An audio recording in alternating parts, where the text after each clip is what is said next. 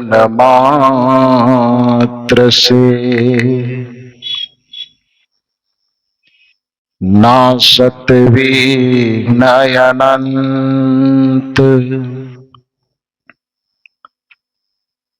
ताते सर्वारंभ में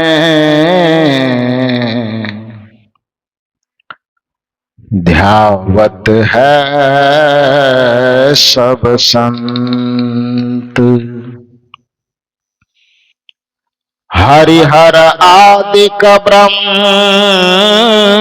है जगत पूज्य जो को सद्गुरु की पूजा किए सबकी पूजा हो, सबकी पूजा हो। मेरे व्यावहारिक एवं पारमार्थिक जीवन के प्रबल प्रेरणा स्रोत परमाराध्य परम पूज्य सद्गुरुदेव जी छत्तीसगढ़ के पावन धरा पर स्थित धमतरी जिला के अंतर्गत ग्राम जोरा तराई में आयोजित त्रिदिवसीय सत्संग समारोह के तीसरे दिन के इस समापन सत्र में मंच पर विराजमान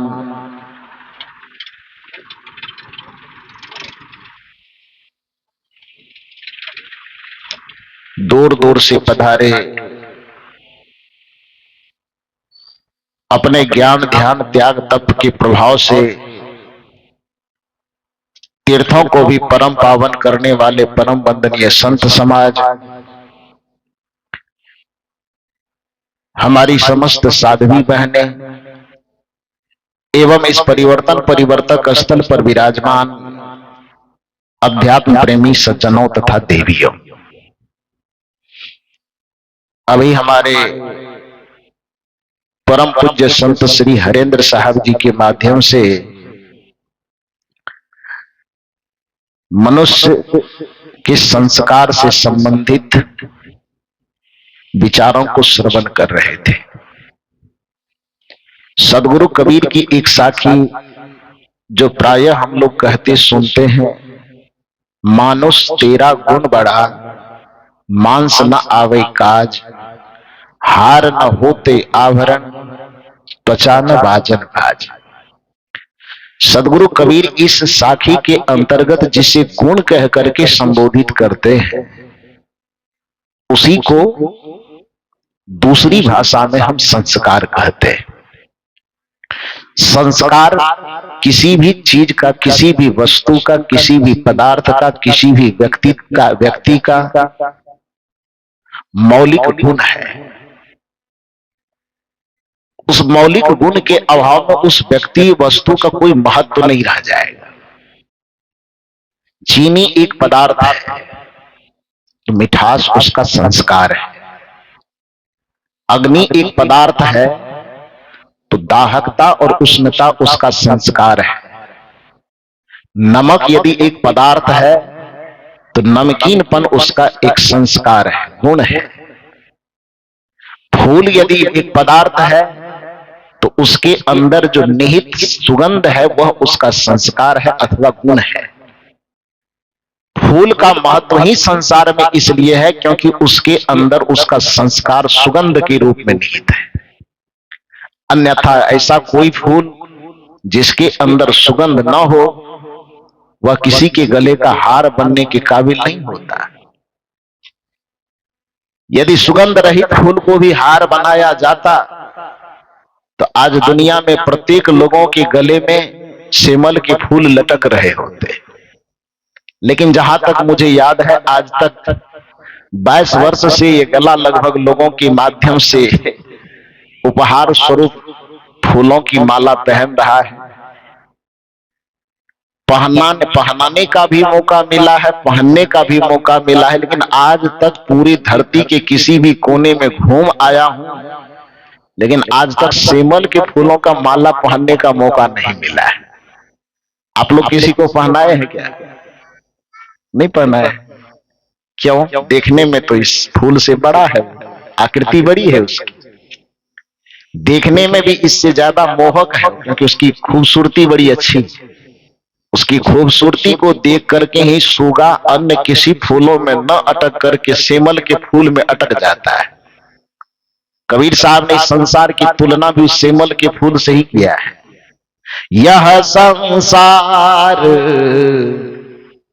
फूल सेमल का, गुलाब का फूल नहीं, चंपा चमेली गुलाब गुलदोदरी का फूल नहीं, गेंदा का फूल नहीं, तब यह संसार फूल सेमल का, लाली देख लुभाया, मारे चोंच रुई जवनिक से, मारे चोंच रुई जवनिक से, सिर धोने धोने पछताया, तूने हीरा जन्म गवाया, भजन बिना नर बावरे, तूने हीरा जन्म गवाया। सोचिए कि कितना खूबसूरत फूल होगा जिसमें सभी फूलों के आकर्षण को पार कर जाने के बाद सुआ अंततः जा करके किसमें फंस जाता है? सेमल के फूल में। खूबसूरत तो होगा, कुछ खासियत तो होगी। जिस फूल से संसार की तुलना कबीर साहब को करनी पड़ रही है, वह फूल खूबसूरत जरूर होगा, लेकिन उस फूल को आज तक न तो किसी देवताओं की प्रतिमा के सामने में मंदिर में चढ़ाया जाता है, न आज तक उससे किसी नेता का स्वागत होता है, न उससे आज तक किसी महात्मा का स्वागत होता है। क्यों? क्योंकि फूल की आकृति उसकी बड़ी खूबसूरत है, लेकिन फूल का जो संस्कार होना चाहिए वह उसके अंदर, थोड़ा जोर से बोलो, नहीं है, जिसके कारण से उसकी किसी भी चीज में उपयोगिता नहीं है। दुनिया में ऐसा कोई चीनी हो ही नहीं सकता जिसके अंदर मिठास ना हो। मिठास खत्म हो जाए तो उस चीनी को आदमी घर में क्यों रखेगा? कूड़ेदानी में उसको फेंक देगा? नहीं। अग्नि को कब तक आप अपने चूल्हा में आदर देते हैं? जब तक उसके अंदर उसकी दाहकता निहित होती है। जैसे ही अग्नि की दाहकता खत्म होती है तो उसे आप चूल्हा में रखते हो, अकीजा करके फेंकते हो कचड़े में। क्या करते हो? कचड़े में फेंकते हो। तो जिस प्रकार से अग्नि का महत्व तभी है जब तक उसके अंदर अग्नि का संस्कार है, पानी का महत्व तभी है जब तक उसके अंदर उसका संस्कार है, चीनी मिठाई का आदर तभी तक है जब तक उसके अंदर उसका संस्कार है, फूलों के अंदर भी जब तक उसका संस्कार है तभी तक उसका महत्व है। उसी तरह से हे मानव, आपका भी महत्व इस संसार में तभी तक है जब तक आपके अंदर निहित मानवीय संस्कार है। इसलिए कबीर साहब कहते हैं, मानुष तेरा गुण बड़ा, मांस न आवे काज, हार न होते आभरण, त्वचा न बाजन बाज। यदि आपके अंदर से आपके संस्कार को निकाल करके फेंक दिया जाए तो आपका महत्व उसी कूड़ेदानी में फेंकने के लायक होता है। जिसको एक उदाहरण के माध्यम से आप समझिए। मान लीजिए गर्मी का महीना धीरे धीरे आ रहा है, आपके यहां मेहमानी कोई आ जाए, अतिथि, स्वाभाविक है कि अभी इस जमाने के अनुसार आपके यहाँ कोई अतिथि आएंगे तो चॉकलेट बिस्कुट से तो काम चलेगा नहीं। पुराने जमाने में चलता था। हम लोग भी बच्चे थे, जब कोई मेहमान नानी के गांव से आता था या और कहीं से आता था तो बस एक डब्बा पार्ले जी बिस्कुट कुछ चॉकलेट, इससे काम चल जाता था। आज के जमाने में वो नहीं चलता है। दुकान गए, मान लीजिए कोई मेहमान जोड़ा तराई आना है अपने बहन के यहाँ मेहमानी करने, तो हाथ में कुछ मिठाई का थैला चाहिए। तो गया एक होटल और बढ़िया ढंग से मिठाई खरीद लिया होटल वाला भी अपना थोड़ा दिखाने के लिए कि मैं भी कोई साधारण दुकान वाला नहीं हूं, तो बढ़िया डिजाइन का कार्टून डब्बा छपवाया है। उस डब्बे में मिठाई भर दिया, रसगुल्ला एकदम लिया, आपने प्लास्टिक में लिया, लेकर के आ गए। गर्मी से तरबतर, पसीना से तरबतर। सबके घर में एसी कूलर लगा हुआ है, मेहमान एसी में बैठ गए। आपके हाथ से मिठाई का डब्बा आपकी बहन के हाथ में गया, वो डब्बा लेकर के क्या करेंगे? भाई को तो एसी पंखा में बैठाया ही, एसी पंखा ना हो तो हाथ में झेलने वाला पंखा देगा। तो मेहमान को हाथ में झेलने वाला पंखा भले मिलेगा, लेकिन वो मिठाई का थैला जो है उसको कौन सा पंखा मिलेगा? कौन मिलेगा? अरे फ्रिज मिलेगा कि नहीं मिलेगा? उसको स्पेशल एसी मिलेगा। तो फ्रिज में जो वो डब्बा जाएगा तो उसमें से केवल रसगुल्ला निकल करके जाएगा कि साथ में डब्बा भी जाएगा? अरे सब एक्सपीरियंस है आप लोगों को। तो उसके साथ में डब्बा जाएगा ना। उसके बाद धीरे धीरे 1 2 4 5 करके आप उसमें से मिठाई निकाल निकाल करके खाना शुरू करेंगे। मिठाइयों की संख्या यदि ज्यादा है तो 2 4 5 दिन तक टिक सकती है। 2 3 मिठाई खाते खाते, एक दिन करके खाते, फिर दूसरे दिन खाते, तीसरे दिन खाते, संजोग से खाते खाते सारी मिठाइयां खत्म हो जाए। एक दिन सुबह सुबह नाश्ते के वक्त में टटोलने के, मिठाई लेने के ख्याल से फ्रिज में हाथ डाल रहे, डब्बा में हाथ पहुंची, चारों तरफ टटोले, मिठाई खत्म। अब डब्बा का क्या होगा? उसे उस एयर कंडीशन में रहने की कितना देर तक इजाजत मिलेगी? नहीं मिलेगी। तब क्या करेंगे आप उसे? उस डब्बा में टटोलेंगे। यदि मिठाई मिल गई तब तो ठीक है, मिठाई नहीं मिली तो उस जिस हाथ से अभी उसमें मिठाई खोज रहे थे, उसी हाथ से डब्बा को चपोतते मोड़ते हुए लेंगे। अब पिछवाड़े में जो कूड़ेदानी वाला डब्बा होगा, या तो उसमें फेंकेंगे, या माल मवेशी से जो कहीं पर गोबर की ढेरी रखी होगी उस पर जाकर के फेंक देंगे। फेंकेंगे ना। अभी तक जिस डब्बे को 5 दिन से आप एसी कमरे में रखे हुए थे, फ्रिज उसके लिए एसी कमरा ही है, तो उस एसी कमरे में रखे हुए थे उस डब्बा को, और मिठाई नहीं रही उसमें, तो फिर आपने उसको फेंक क्यों दिया? क्योंकि उस डब्बे का महत्व उस डब्बे के कारण नहीं था। उस डब्बे का महत्व किस कारण से था? उस मिठाई के कारण से था। जैसे एक कागज के डब्बे का भी महत्व उसके अंदर रखे हुए मिठाई के कारण ही होता है, उसी तरह से हे मानव, आपका जीवन एक कोड़ा डब्बा के तरह है, और यदि इसमें आपके गुण और संस्कार निहित हो, जो मानव का उत्तम चरित्र है, ऐसे संस्कार यदि आप में निहित हो, तब तक आपको तो सम्मान के साथ फ्रिज में रखा जाएगा, आदर के साथ रखा जाएगा। किंतु यदि आपके जीवन से संस्कार और गुणों को निकाल करके फेंक दिया जाए, तो फिर आपको भी कूड़ेदाने की डब्बा में फेंक दिया जाएगा। यह स्थिति आपकी होने वाली है। इसलिए सदगुरु कबीर साहब कहते, मानो से तेरा गुण बड़ा। तो जिसको कबीर साहब ने गुण कहा, उसी को हमारे श्री साहब जी तभी से संस्कार संस्कार कह रहे हैं। तो संस्कार कहो अथवा गुण कहो, दोनों की मान्यता एक ही चीज के दो अलग अलग नाम है। सबसे पहले हम मनुष्य होने के संस्कार को अपने अंदर संचित करें। संस्कार केवल छोटे बच्चों के लिए ही आवश्यक नहीं, मानव मात्र की मौलिक पूंजी है संस्कार।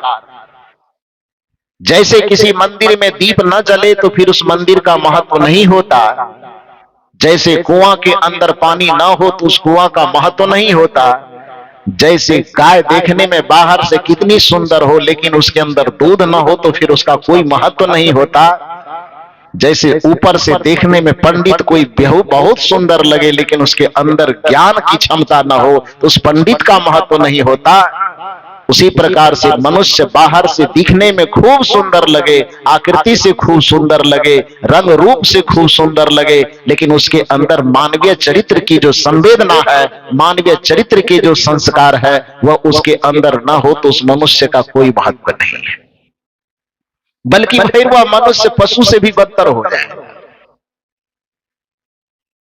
मनुष्य का महत्व उसके संस्कारों के कारण है और उसके संस्कार की समीक्षा उसके व्यवहार में झलकती है। आपका संस्कार उत्तम है कि आपका संस्कार अधम है, यह आपके व्यवहार से झलकता है। जब आपके संस्कार में दूसरे को देख, चूंकि संस्कार और अहंकार दो एक ही वृत्ति के दो नाम हैं, संस्कार भी और अहंकार भी दोनों एक ही वृत्ति के दो छोर है। जैसे रस्सी के दो छोर होते हैं, ये डंडा है तो इसका दो छोर है कि नहीं, कि यहां है एक वहां है। तो किसी भी रस्सी के जो दो छोर होते हैं, एक छोर, एक रस्सी का जिस वृत्ति का एक छोर संस्कार है, उसी रस्सी का दूसरा छोर अहंकार है। या तो आपके अंदर संस्कार होगा और यदि आपके अंदर संस्कार नहीं होगा तो आपके अंदर अहंकार होगा। दोनों की उपस्थिति एक साथ नहीं होगी, या तो अंधकार होगा या तो प्रकाश होगा, दो में से एक ही होगा। ये नहीं हो सकता है कि आधा अंधकार हो और आधा प्रकाश हो, ये कदापि नहीं। कल भी मैंने इसकी चर्चा की थी कि जहां सूर्य की उपस्थिति होगी वहां पर अंधकार की उपस्थिति नहीं हो सकती है। उसी प्रकार से जहां संस्कार होगा वहां अहंकार नहीं होगा, या जहां अहंकार होगा वहां पर संस्कार नहीं होगा। आप कहेंगे कि ये दोनों में से पहचाने कैसे कि हमारे अंदर क्या है, संस्कार है कि अहंकार है? उसकी बस एक ही पहचान, एक थर्मामीटर। संस्कार उसे कहते हैं जो दूसरों के सामने झुक करके सुकून पाता है, और अहंकार उसे कहते हैं जो अपने सामने दूसरे को झुका करके सुकून पाता है। आप यह थर्मामीटर लगा करके देखना कि आपका मन दूसरों के सामने झुक करके सुकून पाता है कि आपका मन अपने सामने दूसरों को झुका करके सुकून पाता है। यदि आपके मन के अंदर दूसरे को झुकाने में मजा आ रहा है, दूसरे को तड़पाने में मजा आ रहा है, दूसरे को दर्द देने में मजा आ रहा है, दूसरे को नीचा दिखाने में मजा आ रहा है, दूसरे को असफल करने में मजा आ रहा है, दूसरे को गिरते हुए देख करके आनंद आ रहा है, तुरंत समझ जाइए कि हमारे मन में अहंकार का पहाड़ खड़ा है।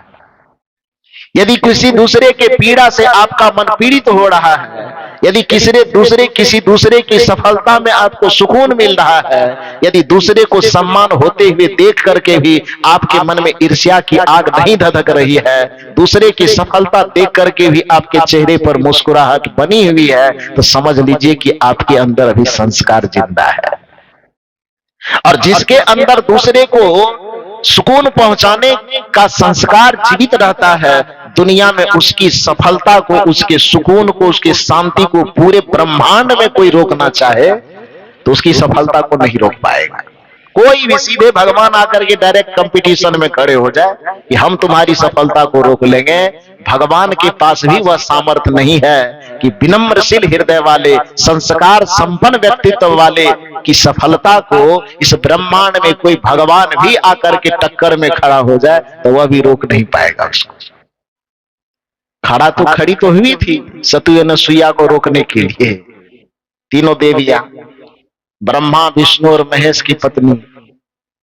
एक सामान्य इंसान जो धरती की आदमी, धरती के प्रतिनिधित्व करने वाली थी सती अनुसुईया, और सामने में ईर्ष्या की आग में दहकती हुई खड़ी कौन हो गई विपक्ष में? त्रिदेव की पत्नियां खड़ी हुई ना। जिसको दुनिया के सामने जगत जननी की उपाधि प्राप्त है, उस जगत जननी के मन में एक धरती पर जीने वाली ऋषि संतान के प्रति, ऋषिकाओं के प्रति मन में एक ईर्ष्या की आग धधक गई। एक तरफ अहंकार है देवियों के मन में, एक तरफ संस्कार है सती अनुसुईया के मन में, है ना। और दोनों के बीच में टक्कर होता है। उस टक्कर में किसकी जीत होती है? अहंकार की कि संस्कार की? संस्कार की जीत होती है ना। तो संस्कार और अहंकार में टक्कर हो, और सामान्य इंसान से यदि देव शक्ति भी टकराने की कोशिश करे तो उस संस्कार के सामने में अहंकार को गिर जाना पड़ेगा, चाहे किसी का भी हो। दुनिया की नजरों में संस्कार हमेशा विजेता होता है, अहंकार को हमेशा टूट करके गिरना पड़ता है। एक कहानी के माध्यम से मैं समझाऊं। स्वामी विवेकानंद का नाम तो आप लोग सुने हैं, जानते होंगे। स्वामी विवेकानंद जब विश्व धर्म सम्मेलन शिकागो में भाग लेने के लिए जा रहे थे तो हालांकि यहां से वो यह सोच करके नहीं गए थे कि हमको धर्म सम्मेलन में भाग लेना है, क्योंकि उस समय की परिस्थिति यह थी, जिस परिस्थिति में स्वामी विवेकानंद को धर्म सम्मेलन में कोई भाग लेने दे, ऐसा नहीं हो सकता था। इसलिए परसों जो हम लोगों के बीच में पंच परिवर्तन की बात हुई थी, समानता की बात हुई, पर्यावरण की बात हुई और बहुत सारी बातें, नारी शक्ति की बात हुई, तो उसमें जो मैंने कहा था कि समरसता हमारे समाज में तभी आएगी जब समानता आएगी। स्वामी विवेकानंद इस भारत भूमि के अद्भुत विद्वान होने के बावजूद भी भारत की तरफ से उनको प्रतिनिधित्व करने का मौका नहीं दिया गया था। क्यों नहीं दिया गया? वो केवल सुने थे कि धर्म सम्मेलन वहां पर हो रहा है, उसमें या भारत से उनको भाग लेने के लिए भेजा नहीं गया था। वो गए थे वहां पर, अतिथि बना करके उनका कोई स्वागत करने के लिए वहां माला लेकर के खड़े नहीं थे, बल्कि वहां पर तो कई दिन उनको जो पानी बहने वाला पाइप होता है उसको लगाने के लिए रखा गया था। अभी पाइप को लगाया नहीं था, तो उस पाइप के अंतर्गत उसको बिछावन, तकिया, अपने बाह का तकिया बना करके सोना पड़ा था। भोजन नहीं मिलता था, कौन देगा भोजन? वस्त्र पहनने के लिए नहीं थे। यहां तक कि जिस दिन उसको सम्मेलन में भेजा गया तो उसका अपना कोट नहीं था, किसी दूसरे ने कोट पहनने के लिए दिया था कि आप ये पहन करके जाइए। भारत भूमि की तरफ से प्रतिनिधित्व करने का दायित्व एक शंकराचार्य को था, क्योंकि हिंदू धर्म का प्रतिनिधित्व वही करते थे। और शंकराचार्य वहां गए नहीं थे भाग लेने के लिए। क्यों नहीं गए थे? क्योंकि हिंदुस्तान में यह नियम बना रखा था पंडितों ने कि जो ट्रेन को देख ले वो हिंदू धर्म से बहिष्कृत हो जाएगा। आज हम बड़ा आसानी से नारा लगा लेते हैं कि हम हिंदू हैं। हिंदू कमजोर हुआ, वो कमजोर किस वजह से हुआ भाई? आपके पोगा पंथी के वजह से। संस्कृति का 4 अध्याय राष्ट्रकवि दिनकर ने लिखा है। जब हम लोग प्रोफेसर बनने के लिए एग्जाम दे रहे थे, प्रोफेसर की पढ़ाई के क्रम में संस्कृति के 4 अध्याय को पढ़ना पड़ा, तो कहा गया है उसमें कि हिंदू धर्म को पंडितों ने छुई मुई बना करके रख दिया था कि चलती हुई ट्रेन पर कोई व्यक्ति चढ़ ले तो उसका बिना कोई दोष होने के बावजूद भी उसको कहता था कि आपने ट्रेन पर चढ़ाई की, अंग्रेज की गाड़ी पर चढ़ लिए जाइए, आप हिंदू धर्म से बहिष्कृत हो गए। कोई समुद्र के पास चला जाए, समुद्र की यात्रा कर ले तो कहे कि हिंदू धर्म से बहिष्कृत हो गया, हिंदू धर्म का आदमी नहीं है। संस्कृति के 4 अध्याय में तो यहां तक लिखा गया है कि इस्लाम जब इस धरती पर अपना वर्चस्व लहराने के लिए आया तो वो केवल तलवारों के जोर पर ही नहीं आया।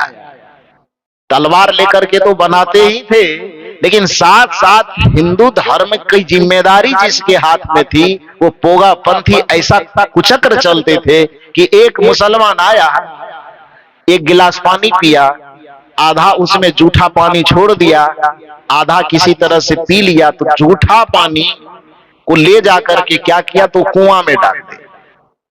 अब कुआं से ही पूरे गांव के इलाके के लोग पानी पीता था। अब जो पूरे गांव वाले को ये पता भी नहीं है कि कुआं में जूठा पानी किसने डाला, नहीं डाला, हाँ डाला, नहीं डाला, लेकिन 1 गिलास पानी में आधा गिलास किसी मुसलमान ने पी करके और आधा गिलास जूठा पानी यदि उस कुआं में डाल दिया और उस कुएं भर का पानी यदि जोरा तराई वाला पी लिया पूरा, पंडित जी को मालूम हो गया कि जूठा पानी कुआं में पड़ा और पूरे सब लोगों ने पानी पी लिया। पीने वाले को पता भी नहीं है, तो पर भी पंडितों के द्वारा ये बहिष्कार होता था कि पूरे गांव वाले ने मुसलमान का जूठा पानी पिया, ये हिंदू धर्म से क्या हो गया? बहिष्कृत हो गया। अब बताओ, हिंदू धर्म कमजोर नहीं होगा? कमजोर होगा कि नहीं होगा? कमजोर किया किसने?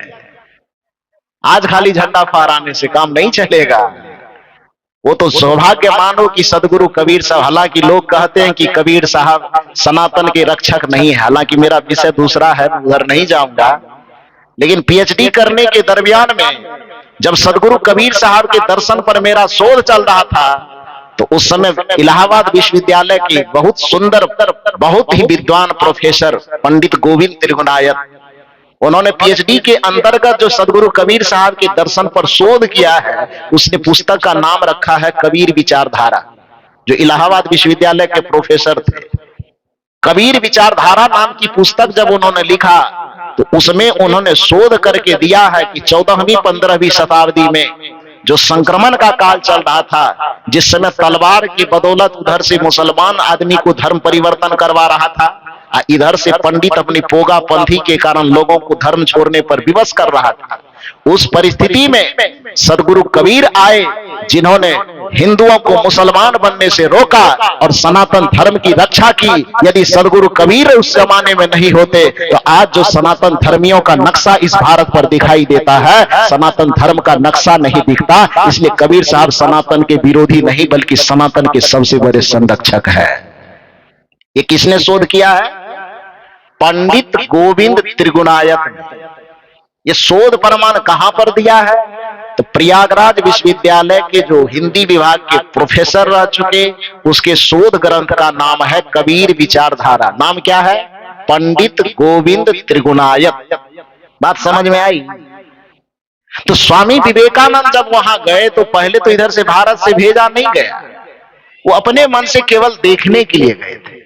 भारत के तरफ से हिंदू धर्म का प्रतिनिधित्व करने का मौका मिला था शंकराचार्य को, कुर्सी लगी हुई थी, लेकिन शंकराचार्य जा नहीं सकते थे क्योंकि उनके दिमाग में पोगापंथी भरा हुआ था कि समुद्र को जो पार करेगा वो हिंदू धर्म से क्या हो जाएगा? बहिष्कृत हो जाएगा। तो दूसरे के लिए नियम बनाया तो अपना कैसे पार करेगा? करेगा? धर्म सम्मेलन हो कहां रहा है? समुद्र के पार में, विदेश में। नियम बना रखे हैं कि समुद्र को जो पार करेगा हिंदू धर्म से बहिष्कृत हो जाएगा। तो जाएगा कैसे? नहीं जाएगा ना। स्वामी विवेकानंद जब गए और वहां पर उन्होंने सब लोगों के भाषण को सुना तो विवेकानंद जी के मन में औखलाहट हुई कि जितनी बात ये बोल रहे हैं, यदि मुझको मौका मिल जाए तो इनको तो मैं छक्का छुड़ा दूंगा। उनके मन में ये भाव हो रहा है। तो उनके मन में हुआ कि भारत के तरफ से जो कुर्सी लगी हुई है, केवल उस पे पोस्टर चिपका हुआ है भारत, भारत वाला कुर्सी तो खाली है, यहां तो कोई बैठा हुआ है नहीं। तो वहां के कमेटी के लोगों से उन्होंने कहा कि मैं भी भारत का ही रहने वाला हूं, कृपा करके मौका एक मुझे दे दीजिए। भारत वाली कुर्सी खाली है, मैं भी भारत का नागरिक हूं, किसी भी तरह से मुझको 5 मिनट के लिए भी आप समय दे दीजिए।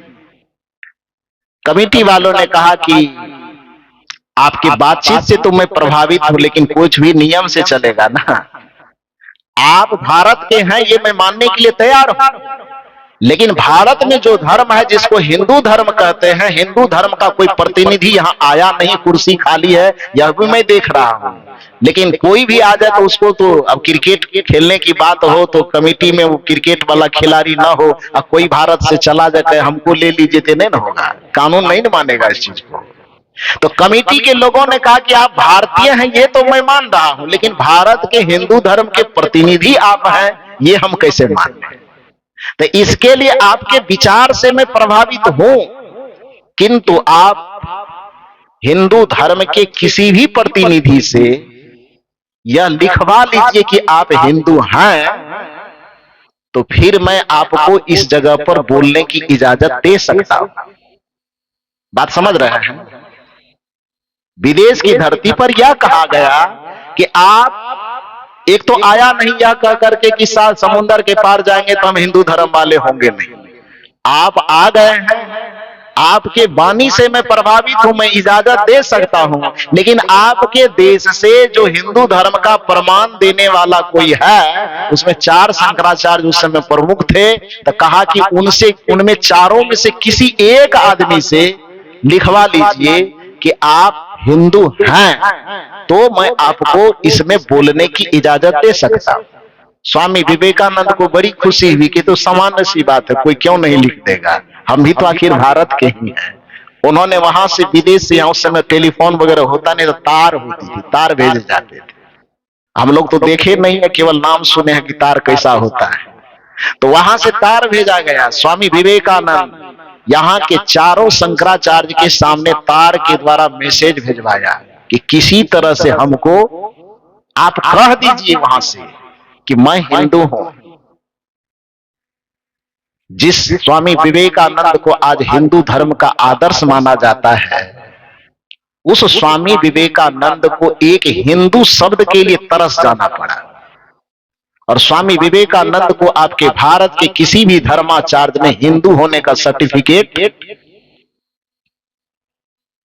आप क्या कहते हैं कि हमारा धर्म मजबूत होना चाहिए, स्वामी विवेकानंद को हिंदू होने का किसी एक व्यक्ति ने सर्टिफिकेट तक नहीं दिया। किसी ने यह नहीं कहा कि आप हिंदू हो, बल्कि यहां से यह कहा गया कि तुम्हारा जन्म जो हुआ है ना, वो शूद्र के कोख से हुआ है। हालांकि वो तो लाला समुदाय से माने जाते हैं, कायस्थ माने जाते हैं।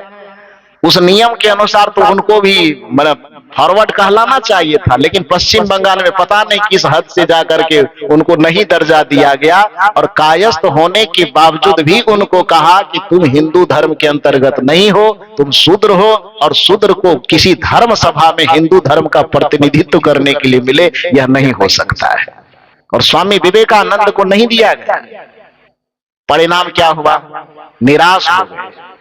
वो तो कहिए धन्यभाग मानिए कि भगवान बुद्ध के धर्म को मानने वाले जो एक पंडित थे, स्वामी विवेकानंद के व्यक्तित्व से प्रभावित हुए। उन्होंने कहा मुझे जो बोलने का आधा घंटा समय दिया गया है, तो मैं भी अपने धर्म का प्रतिनिधि हो छोड़ तो नहीं सकता, तो मुझे 25 मिनट बोलने दिया जाए, और मेरे समय में से 5 मिनट काट करके इस व्यक्ति को बोलने के लिए दिया जाए। तो भगवान बुद्ध की कृपा से स्वामी विवेकानंद को जो प्रथम बार 5 मिनट बोलने का मौका मिला, उसी 5 मिनट की वाणी ने इतना तहलका मचाया कि स्वामी विवेकानंद पूरी दुनिया में छा गए और सनातन धर्म का झंडा उन्होंने फहरा दिया। आज क्या है, स्वामी विवेकानंद को सब एकदम पकड़ के बाह में कस रहा है कि स्वामी विवेकानंद मेरा है। और जिस समय स्वामी विवेकानंद को विवेकानंद बनना था, उसमें लात से एकदम धकिया रहे थे कि तुम मेरा नहीं हो। जब तक यह समानता की बात है, खैर जो भी हो, उधर मुझे नहीं जाना है। मूल रूप में कहना यह है कि जिन जिन लोगों ने सनातन की रक्षा की, उन लोगों को, जैसे कबीर हुए, बुद्ध हुए, महावीर हुए, स्वामी विवेकानंद हुए, ऐसे सब महापुरुषों ने सनातन धर्म की रक्षा की, लेकिन मौका आने पर उसको नीचा दिखाने का कोई कसर नहीं छोड़ा गया। वो तो उनकी प्रतिभा थी, जो अपनी प्रतिभा से लोहा उन्होंने दुनिया से लोहा मनवाया, और आज ऐसा लोहा मनवाया कि जिस बुद्ध को पहले सनातन धर्म कहलाने वाले लोगों ने बुद्ध को धकेलने की कोशिश की, बुद्ध के व्यक्तित्व को धकेल नहीं पाया, तो फिर बुद्ध को कहा कि ये तो हमारे ही भगवान का अवतार है।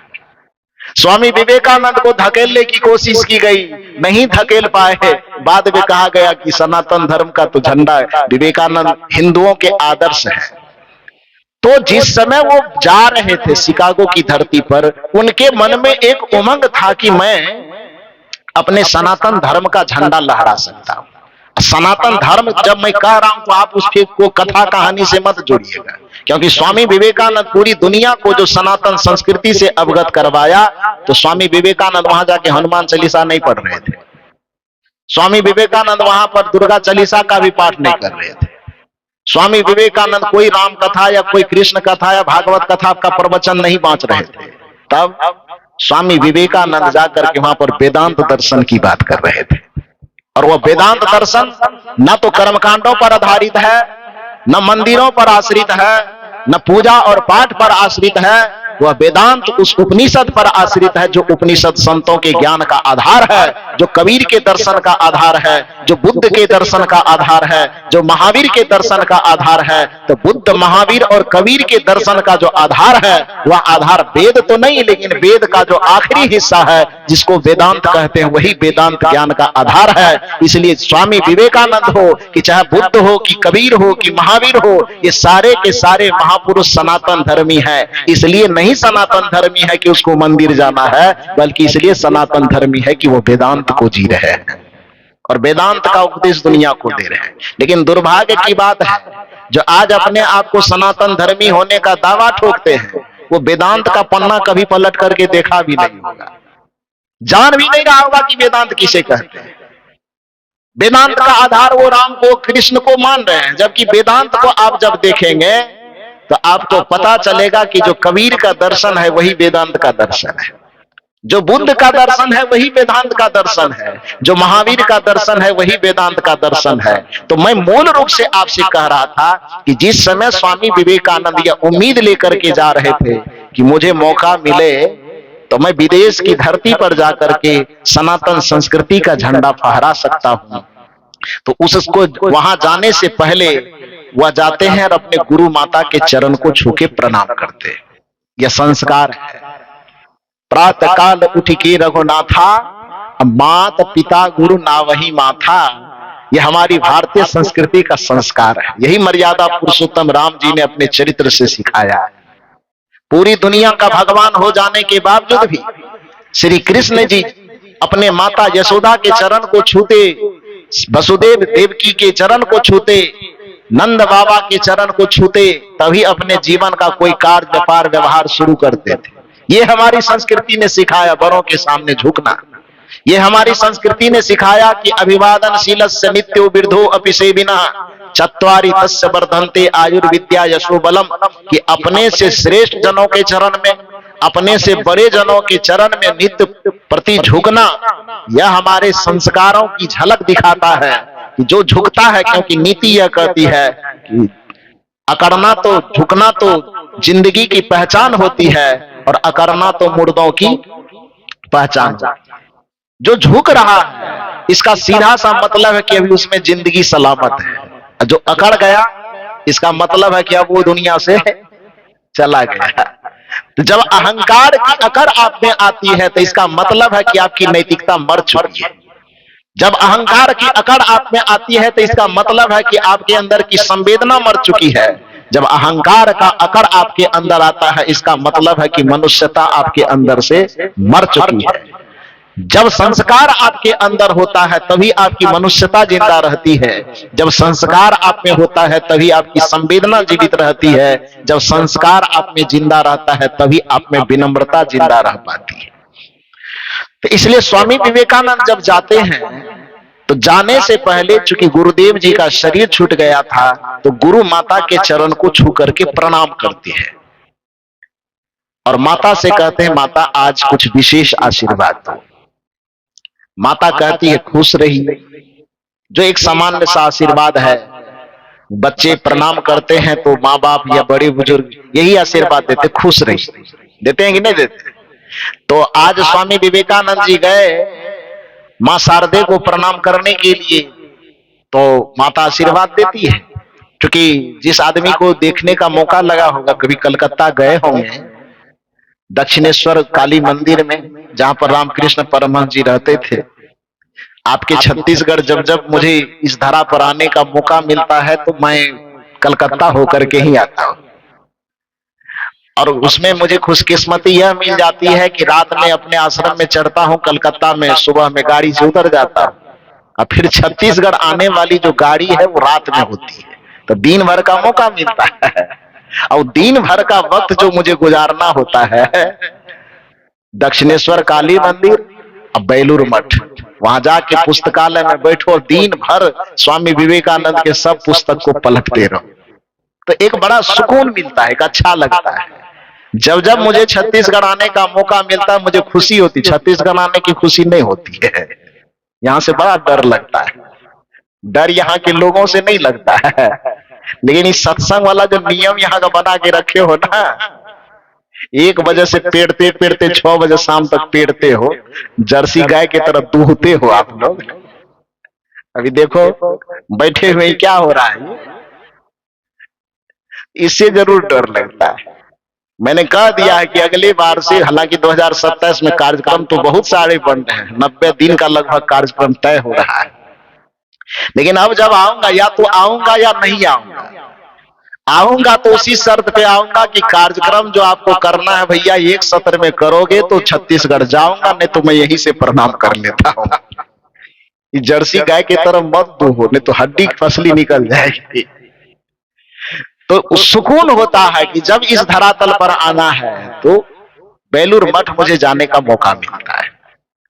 वहां पर रामकृष्ण परमहंस जी के मंदिर जहां पर है, जहां उनके ठहरने का, जिसमें वो विश्राम करते थे, आज भी वो चौकी पलंग वगैरह सब थाली बर्तन रखा हुआ है। और उसके ठीक 10-15 कदम की दूरी पर मां शारदे का निवास स्थान है।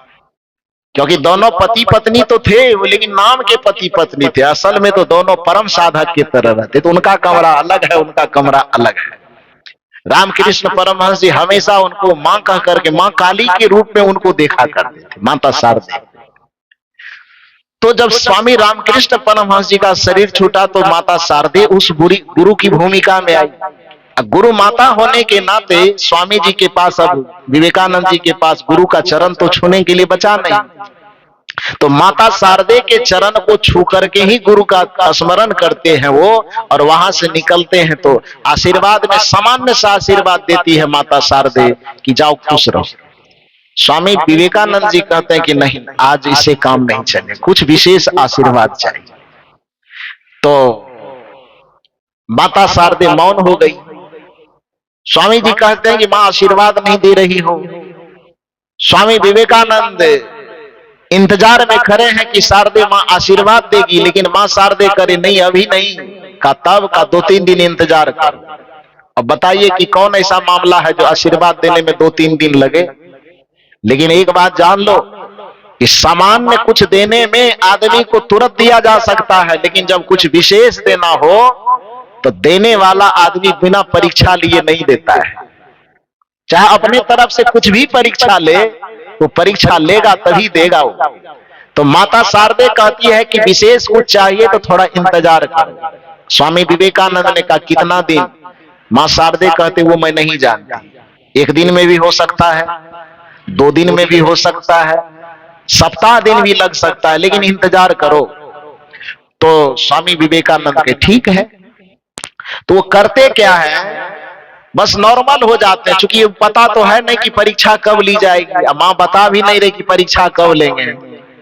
अचानक इसी तरह से बस 2-3 दिन वैसे बीत जाती है। अचानक एक दिन मां शारदे कहती है विवेकानंद इधर आना। तो विवेकानंद जी आए, कहा देखो वो टेबल पर चाकू रखी हुई है।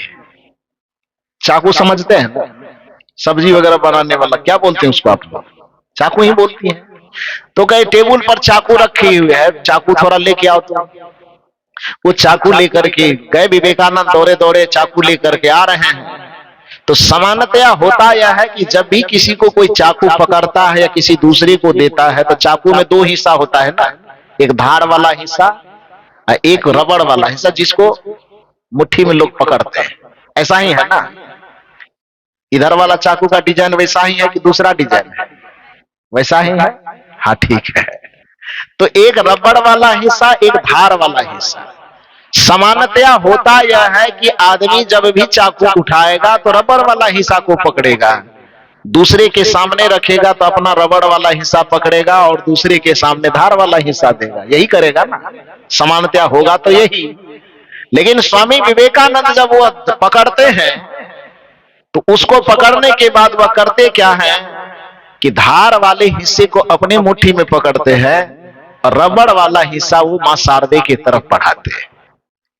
जैसे ही वह चाकू लेकर के नजदीक आया, मां शारदे उसके हाथ पर नजर डालती है कि कौन हिस्सा पकड़ा है और कौन हिस्सा मेरे तरफ बढ़ा रहा है। तो उसमें देखी मां शारदे कि ये धार वाले हिस्से को अपने हाथ में पकड़ा हुआ है विवेकानंद जी, और रबड़ वाले हिस्से को किसके तरफ बढ़ा रहे हैं?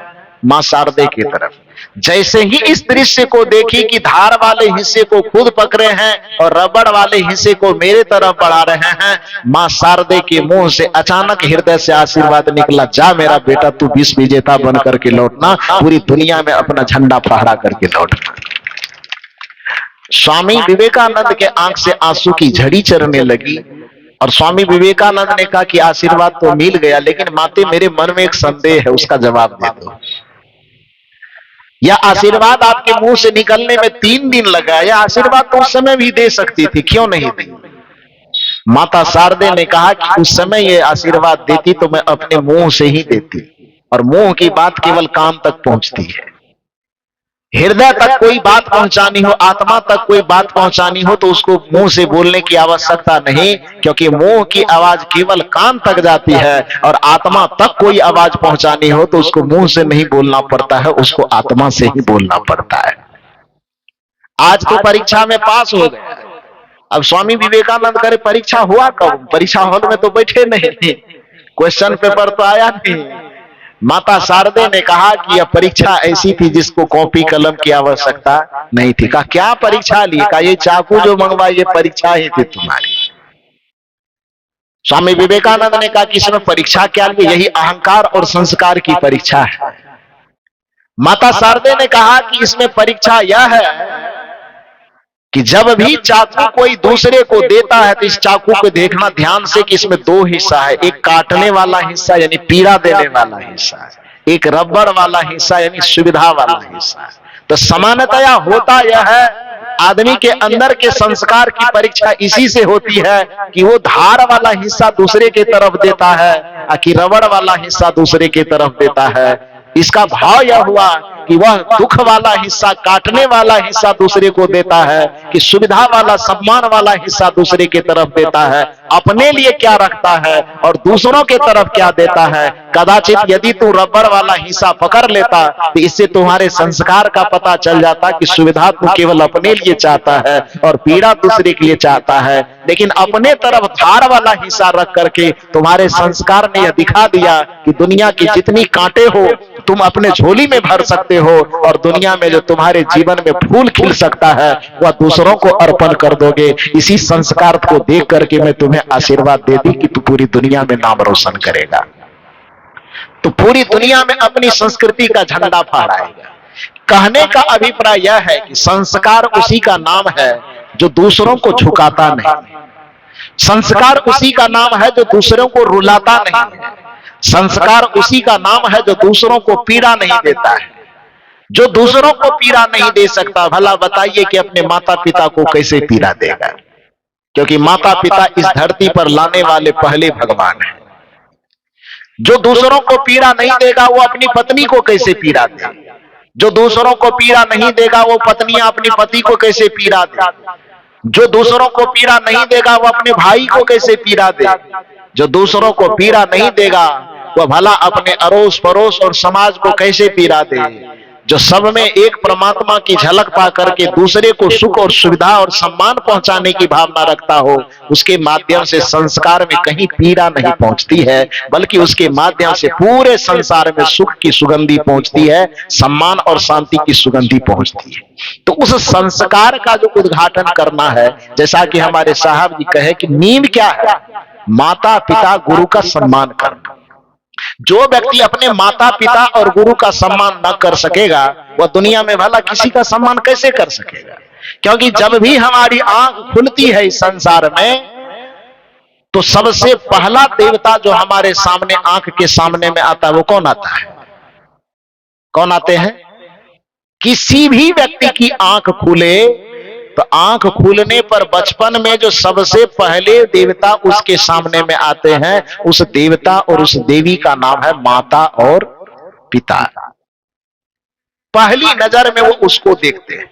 तो जिसको पहली नजर में आपने देखा है, जिसने जन्म दिया है, पाला है, पोसा है, जन्म देने के कारण वो आपका ब्रह्मा है, पालने पोसने के कारण वो आपका विष्णु है, और आपके जीवन के बुराई और अवगुणों को हटाने के कारण वो आपके महेश हैं। तो जो माता पिता और गुरु तीनों आपके जीवन में ब्रह्मा, विष्णु और महेश की भूमिका में साक्षात आपके सामने करे हैं, यदि आप उसका सम्मान नहीं कर पाएंगे तो फिर दुनिया में और किसी देवता का क्या सम्मान करेंगे आप?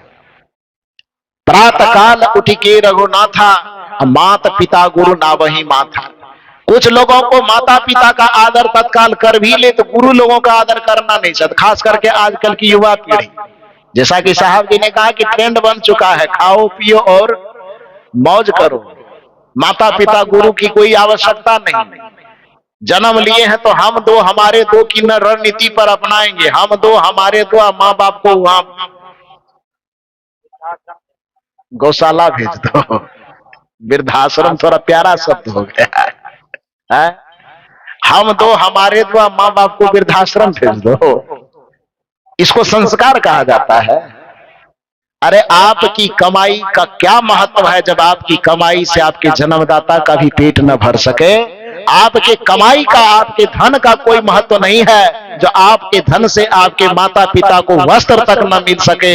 आपके धन का कोई महत्व नहीं है यदि आपका धन आपके माँ बाप के चेहरे पर खुशी न ला सके। तो आपके धन का महत्व दो कौड़ी का है। आप धनवान बनो, केवल धन से ही धनवान न बनो, अपने हृदय से भी धनवान बनो। आप घर बनाओ, लेकिन घरों के दीवालों की केवल लंबाई चौड़ाई को मत बढ़ाओ। दीवालों की लंबाई चौड़ाई बढ़ाने के साथ साथ आप अपने हृदय की भी लंबाई चौड़ाई को बढ़ाओ। जिस हृदय में, घर में माता पिता को तभी रख पाओगे आप जब आपका माता पिता के प्रति आपके हृदय में जगह होगा। क्योंकि जब तक हृदय में जगह नहीं होगा तो घर में भी माँ बाप को रखने का जगह नहीं मिलेगा। घर में जगह कम भी हो, लेकिन हृदय में यदि माता पिता को स्थान आप दे पाओगे तो माँ बाप को घर के अंदर रखोगे, आप बरामदे में सो करके भी समय गुजार सकते हो। और यदि आपके दिल में माँ बाप के प्रति कोई जगह नहीं है तो आपके घर में चूहा को रहने की इजाजत मिल जाएगी, मच्छर को रहने की इजाजत मिल जाएगी, लेकिन माता पिता कहां पहुंच जाएंगे? वृद्धाश्रम पहुंच जाएंगे। ये संस्कार, ये संवेदना जो आपकी मरती चली जा रही है, वह आध्यात्मिक चेतना न होने के कारण, संस्कार न होने के कारण, जो संस्कार आपको घर परिवार से भी आपको मुरझा देता है, वह संस्कार को सींचने का काम ये गुरु लोग करते हैं। लेकिन दुर्भाग्य है कि आप गुरु परंपरा से भी दूर होते चले जा रहे हैं। मुझे जान करके बड़ा गर्व होता था कि छत्तीसगढ़ की धरातल सदगुरु कबीर साहब के विचारों से सींचा हुआ धरातल। लेकिन जब 4 साल से लगभग मैं आ रहा हूं, यहां पर भी बहुत सारी माता पिता का शिकायत मिलती है। माता पिता के आंसू को जब देखता हूं तो बड़ा अफसोस होता है कि जिस धरती को सदगुरु कबीर साहब के अध्यात्म की नगरी मानी जाती थी, उस धरती पे भी ये दशा पहुंच गई है। क्यों? क्योंकि आज की जो युवा पीढ़ी जन्म ले रही है, वह युवा पीढ़ी बस इसी फार्मूला पे जी रही है, खाओ पियो और मौज करो। उसमें सत्संग का क्या महत्व, गुरु का क्या महत्व, ये कुछ नहीं। ये समझते हैं युवा पीढ़ी की ये सब सत्संग फत्संग ये जब है ना, बूढ़ा लोगों का काम है, बेवकूफों का। अच्छा, ये बूढ़े लोगों का जिसको कोई काम धंधा। लेकिन एक बात जान लो, ईश्वर की परंपरा में भगवान पर भी यदि आप विश्वास करते हो और आज के जमाने में यदि मंदिरों में जाकर के ही अपनी आस्था को व्यक्त करना चाहते हो तो दुनिया के किसी भी मंदिर में चले जाओ, लेकिन उस मंदिर के पूजा प्रार्थना भी तब तक सार्थक नहीं होगी जब तक उसमें गुरु का, संत का आशीर्वाद नहीं जुड़ेगा। लोग हनुमान चालीसा पढ़ते हैं, आजकल हनुमान जी के मंदिर में ज्यादा लोगों की पहुंच बढ़ गई, युवा लोगों की मनोकामना पूरा करवाने के लिए, चाहे वो युवक हो चाहे युवती हो। लेकिन जिस हनुमान जी के मंदिर में पहुंचता है व्यक्ति, उसको समझना चाहिए कि हनुमान जी सिखा करके क्या गए। हनुमान जी ने कहा है कि मेरे मंदिर में आकर के तुम्हें केवल कार्यों की सिद्धि नहीं होगी, मेरा आशीर्वाद नहीं मिलेगा। मेरे मंदिर में आने से पहले तुम्हें गुरु के पास जाना चाहिए। गुरु के मार्ग को लोगों ने केवल कबीरपंथियों का मार्ग समझ रखा है। गुरु के मार्ग को सगुण मार्ग से हट करके, कट करके लोग देखना चाहते हैं। लेकिन ध्यान रखिए, भारतीय संस्कृति का चाहे निर्गुण मार्ग हो चाहे सगुण मार्ग हो, दोनों जगह गुरु की मर्यादा बराबर है। दोनों जगह गुरु की मर्यादा भगवान से भी ऊपर है। यही कारण है कि मंदिर में गया हुआ भक्त यदि भगवान के सामने, प्रतिमा के सामने सर झुकाता है, प्रतिमा की तरफ से आवाज आती है, गुरु के पास गए थे?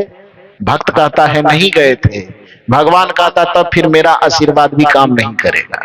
कहा क्यों? आप कहेंगे कि हो सकता आप अपने से बना के कहते हैं, तो थोड़ा प्रमाण ले लीजिए। हनुमान चालीसा की पहली पंक्ति को याद कीजिए। यदि हनुमान चालीसा को देखे होंगे, देखे ना होंगे तो लाउड स्पीकर के माध्यम से कभी सुने होंगे, मेरे साथ थोड़ा याद कर लीजिए। क्या है पहली पंक्ति? श्री गुरु चरण सरोज रज निज मन मुकुर सुधार, वरनौ रघुवर विमल जसु जो दायक फल चार, बुद्धिहीन तनु जानिके सुमिरौ पवन कुमार, बल बुद्धि विद्या देहु मोहि, हरहु कलेश विकार। ये दोहा कभी सुने हैं कि नहीं सुने हैं? ये कबीर साहब ने लिखा है, इस मंच पर बैठने वाले किसी ने लिखा है? तो इसको किसने लिखा है? गोस्वामी तुलसीदास जी ने लिखा है। किसके लिए लिखा है? हनुमान जी की स्तुति में, हनुमान जी की प्रार्थना में लिखा है। ये पंक्ति क्या कह रही है? सीधे आप कमंडल उठाइए, फूल लीजिए, यदि मंदिर पहुंच जाइए। कि ये पंक्ति क्या कह रही है आपको? कि सनातन का मार्ग मंदिर के मार्ग से होकर के नहीं गुजरता है, सनातन का मार्ग गुरु के मार्ग से होकर के गुजरता है। सनातन की शुरुआत होगी तो सीधे राम जी के मंदिर की तरफ झांकने की जरूरत नहीं है, बल्कि सनातन की शुरुआत होगी तो श्री गुरु चरण सरोज रज। शुरुआत कहां से होगी? मंदिर से कि गुरु के पास से? लेकिन जो मंदिर का पुजारी बनता है वो कहते गुरु की जरूरत क्या है? और गुरु की जरूरत नहीं, कदाचित मंदिर चले गए तो वहां पर भगवान यदि एक तरफा आशीर्वाद देंगे तो वो एक तरफा आशीर्वाद फलीभूत नहीं होगा। कैसे? आप देखो वो लाइट जल रही है ना, उस लाइट में कितने तार लगे हुए हैं? उस लाइट में कितने तार लगे हैं? 2 तार। इलेक्ट्रॉनिक भाषा में आप बोले तो एक को कहेंगे आप निगेटिव और दूसरे को कहेंगे पॉजिटिव। उस साउंड बजाने वाले के भाषा में कहो तो एक को कहोगे माइनस और दूसरे को कहोगे प्लस, कहेंगे ना माइनस प्लस। इलेक्ट्रॉनिक भाषा में निगेटिव पॉजिटिव, साउंड सिस्टम वाली की भाषा में कहोगे तो माइनस और प्लस कहेंगे कि नहीं कहेंगे? और गांव देहात वालों की भाषा में कहो तो नरम और गरम। जो खुंदा लगा करके तार चलाता है तो नरम गरम कहेगा ना। वो जो वहां से बिजली करंट आएगी उसको बोला जाएगा गरम। जिससे अर्थ लेता है, जमीन में भी कोई गला गला के कोई अर्थिंग लेता है उसको क्या बोलते हैं? नरम बोलते हैं। उसको गरम और नीचे वाले को, अर्थ वाले को नरम बोलते हैं। तो चाहे निगेटिव पॉजिटिव कहो, चाहे माइनस प्लस कहो, चाहे नरम या गरम कहो, लेकिन 2 की जरूरत है ना जी। उस दोनों में से कल्पना करो कि एक तार को उसमें जोड़े रखो, एक तार से कनेक्शन काट दो, चाहे माइनस को काटो कि प्लस को काटो, चाहे निगेटिव को काटो कि पॉजिटिव को काटो, बस एक को जोड़े रखो और एक से कनेक्शन काट दो। लाइट कितना जोर से होगा? क्या होगा? बिहार में तो नहीं होगा, छत्तीसगढ़ में क्या गुंजाइश है पता नहीं। उस बल्ब में रोशनी लाने के लिए, बल्ब को प्रकाशित होने के लिए एक तार का जुड़ा होना काफी है कि दोनों तार का जुड़ना काफी है? दोनों तार जुड़ेगा तब न रोशनी होगी। एक तार कितनी भी मजबूती से जुड़ी रहे और दूसरे तार यदि न जुटे रहे तो बल्ब में जैसे प्रकाश आने की कोई संभावना नहीं है, उसी तरह से आपकी चेतना भगवान को तो समर्पित हो, लेकिन गुरु से यदि विमुख रहा, गुरु से यदि कटा हुआ रहा, फिर आपकी चेतना में यदि गुरु और ईश्वर के प्रति समान श्रद्धा और आस्था न रही तो फिर आपके जीवन में सुख और शांति का प्रकाश कदापि नहीं हो सकता है। इस बात को समझ लेना चाहिए। इसलिए सनातन की संस्कृति कहती है कि भगवान के सामने झुकने से पहले तुम्हें गुरु के सामने झुकना चाहिए। कबीर साहब ने यही दर्शन दिया था। गुरु है गुरु गोविंद दो खड़े, काको लागो पाए। किसके पाए लगना चाहिए? बलिहारी गुरु आपने गोविंद दियो बताए। लोगों ने कबीर साहब पर आरोप लगाया, लोगों ने कबीर साहब के ऊपर आरोप लगाया कि कबीर साहब कहते भगवान से पहले गुरु के सामने झुकना चाहिए। कबीर गुरुवादी है, भगवान का खंडन करते हैं, लेकिन हनुमान जी तो कोई भगवानवादी का खंडन करने वाले नहीं है ना। हनुमान चालीसा में भी इस बात का जिक्र किया कि भगवान से पहले किसका वरण हो? श्री गुरु चरण सरोज रज, निज मन मुकुर सुधार। जब गुरु वाला काम पूरा हो जाए तब वरणौ रघुवर विमल जसु। रघुवर का वरण कब हो? गुरुवर से पहले कि गुरुवर के बाद में? सनातन संस्कृति कहती है पहला स्टेज है गुरुवर, अब तब दूसरा स्टेज है रघुवर। लेकिन यहाँ पर लोग कहते हैं हमारे पास रघुवर है तो गुरुवर की जरूरत क्या है? तो फिर काम बनेगा नहीं। इसलिए यदि आप भगवान के मंदिर में जाते भी हो तो उसकी मनोकामना ही पूर्ण होगी जिसमें गुरु का आशीर्वाद सम्मिलित हो। इसलिए हनुमान चालीसा की एक पंक्ति और दोहराइए, वह पंक्ति क्या है? जय जय जय हनुमान गोसाई। आगे बोलिए आप। इतना कम जोर से बोलते हैं आप लोग। अरे वाह, छत्तीसगढ़ में इतनी नरमी बोली में। लेकिन ईमानदारी से बताइएगा, जब पति पत्नी में झगड़ा जब होता है तो इतने नरम नरम से बोलते हैं क्या? तो पति पत्नी वाला में तो हो भी जाएगा नरम नरम, लेकिन कदाचित सास बहू में, ननद भाभी में झगड़ा हो तब आवाज इतनी धीमी रहती है। झगड़ा नरम रहती तो तगड़ा रहता है साहब, तगड़ा क्या? जहां पर आपकी आवाज धीमी होनी चाहिए वहां तो आप पर्दा फाड़ने वाली बात करते हो कि कान का पर्दा फट जाए, और जहां पर आपकी आवाज ऊंची होनी चाहिए वहां नरम बोलते हैं। थोड़ा जोर से बोलिए, जय जय जय हनुमान गोसाई। ये धमतरी जिला का आवाज है, नहीं मानेंगे। अब हमको भी पता है, छत्तीसगढ़ के पानी हम भी पी के देख लिए कितना पावर है। तो इतना आवाज की नरमी से हम मानने वाले नहीं। जब तक नहीं जोर से बोलिए, एक के पंक्ति भर रात दोहराते रहेंगे, बैठे रहिए आप। तो इसलिए बढ़िया बात इसी में है कि जल्दी छुट्टी लेना चाहते तो बढ़िया से बोलिए, जय जय जय हनुमान गोसाई। इसका मतलब है जल्दी छुट्टी चाहते हैं आप लोग। हाँ, कि जल्दी छुट्टी दे दीजिए। अच्छा ठीक है, दे देते हैं। जय जय जय हनुमान गोसाई। ये याद है आप लोगों को बढ़िया से? तो गुरुदेव की कृपा चाहिए तो गुरु से फिर दूरी क्यों है? यदि आपको जय जय जय हनुमान गोसाई करने के बावजूद भी कृपा आपको गुरुदेव की चाहिए, तो आज की पीढ़ी गुरुदेव की परंपरा से दूर क्यों है? कृपा चाहिए गुरुदेव वाला, जाएंगे खाली मंदिर तो काम कैसे चलेगा? हनुमान के मंदिर में जाने के बावजूद भी हनुमान की कृपा तब तक आपके ऊपर फलीभूत नहीं होगी जब तक उस कृपा में भी गुरुदेव की कृपा शामिल नहीं होगी। जय जय जय हनुमान गोसाई, कृपा करहु गुरुदेव की नाई। तो आपके जीवन में आध्यात्मिक संस्कार को, मानवीय संस्कार को, जिस संस्कार के बगैर आपका जीवन बिना मिठाई के डब्बे की तरह हो जाती है, जिस संस्कार के बगैर बिना दाहकता की अग्नि की हो जाती है, जिस संस्कार के बिना शीतलता विहीन पानी की दशा हो जाती है, जिस संस्कार के बगैर बिना दूध के गाय की स्थिति हो जाती है, वैसे ही यदि आपका शरीर ढांचा तो रहेगा मनुष्य की तरह, लेकिन मानवीय संस्कार यदि आपके अंदर नहीं है तो फिर आपके जिंदगी का महत्व दो कौड़ी का है। फिर आपके जीवन का महत्व उसी तरह से है जैसे सेमल का फूल देखने में तो बहुत प्यारा लगता है, लेकिन सुगंध न होने के कारण न तो किसी देवता की प्रतिमा के चरण में चढ़ पाता है और न किसी महात्मा के गले का हार बन पाता है।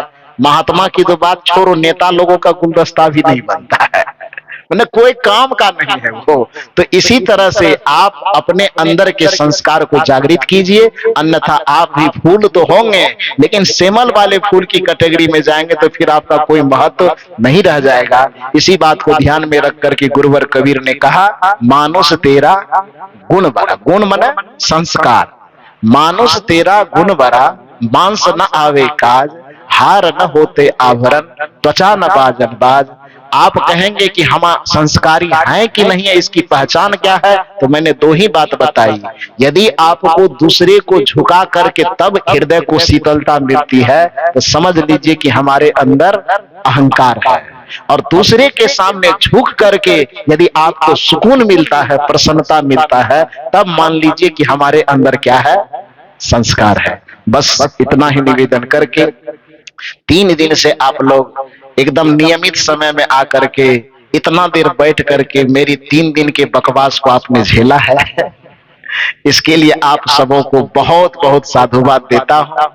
3 दिन के दरमियान में हंसने बोलने के क्रम यदि मुंह से कुछ ऐसी बात निकल गई हो जिससे आपके अंतर मन को ठेस लगे, उसके लिए दोनों हाथ से जोड़ करके क्षमा याचना भी करता हूं। आप लोग बड़े उदार हैं, गलतियां कुछ हो गई होगी जाने अनजाने में तो क्षमा जरूर करेंगे।